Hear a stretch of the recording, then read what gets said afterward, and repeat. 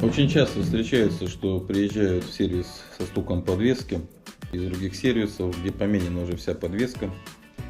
Вот амортизаторы, стойки стабилизатора, сайлентблоки подрамника. А подвеска как стучала, так и стучит.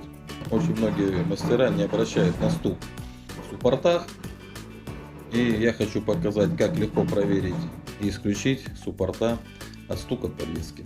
Смотрите видео до конца, и там будет все понятно. Находим вот такую неровную дорогу и тестим.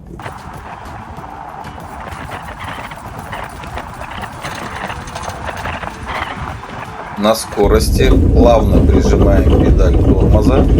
Если стук пропадает, значит это тормоза. Вот так очень просто.